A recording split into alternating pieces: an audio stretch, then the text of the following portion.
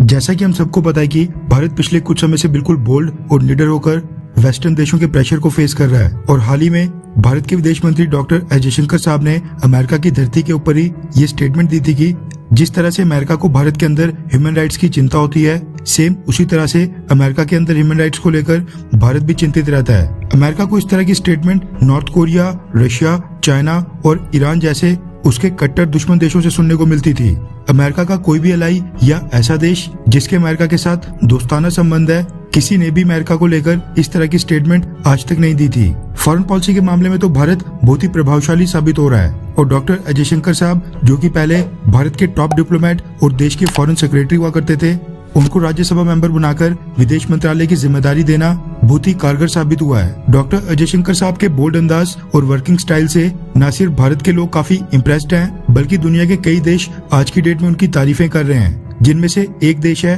Russia. Russia को इस चीज का बखूबी एहसास है कि वेस्टर्न देशों के इतने ज्यादा प्रेशर के बावजूद भारत जो आज की डेट में बिल्कुल न्यूट्रल अप्रोच बनाए बैठा है, उसमें भारत के विदेश मंत्री डॉक्टर एस जयशंकर साहब का बहुत ही क्रिटिकल रोल है, उनकी बहुत ही अहम भूमिका है, जिसके चलते अब रशिया, भारत और भारतीय विदेश मंत्री डॉक्टर एस जयशंकर साहब की तारीफें करते नहीं थक रहा है। रेफरेंस के लिए आपकी स्क्रीन के ऊपर इंडिया टुडे के आर्टिकल का स्क्रीनशॉट है, जिसके मुताबिक रशिया के विदेश मंत्री सर्गेई लावरोव ने पिछले कल इंडिया टुडे को एक इंटरव्यू में ये स्टेटमेंट दी है कि डॉक्टर एस जयशंकर साहब एक सच्चे देशभक्त हैं। रशियन विदेश मंत्री ने कहा कि जब डॉक्टर एस जयशंकर साहब ने साफ तौर पर कहा कि भारत को अपनी सिक्योरिटी की डेवलपमेंट के लिए क्या चाहिए, हमारे सिक्योरिटी गोल्स किस तरह से पूरे होंगे, भारत अपने फैसले उस आधार पर करेगा, तब ये साफ हो गया था कि डॉक्टर एस जयशंकर साहब एक बहुत ही अनुभवी डिप्लोमेट और सच्चे देशभक्त हैं। उन्होंने कहा कि आज की डेट में दुनिया में बेहद कम देश ऐसे हैं जो इस तरीके से बात कर सकते हैं, यानी अमेरिका और वेस्टर्न देशों की आंखों में आंख डालकर जवाब दे सकते हैं। रशियन विदेश मंत्री ने कहा कि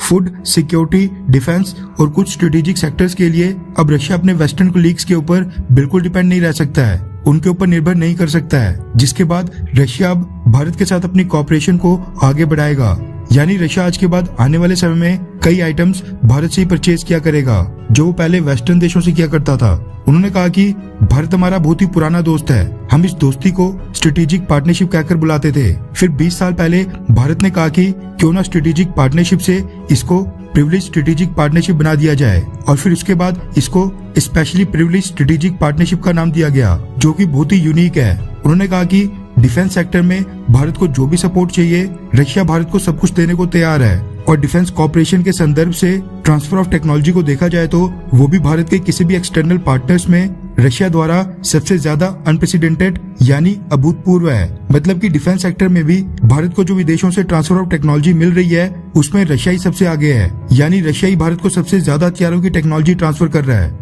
और उनकी भारत में डेवलपमेंट में मदद करता है, और वो आगे भी करता रहेगा। खैर, बाकी सब तो ठीक था, लेकिन क्या आपको लगता है कि आजाद भारत में डॉक्टर एस जयशंकर साहब आज तक के सबसे पावरफुल विदेश मंत्री हैं? हाँ या फिर ना? नीचे कमेंट करके अपनी राय जरूर बताएं।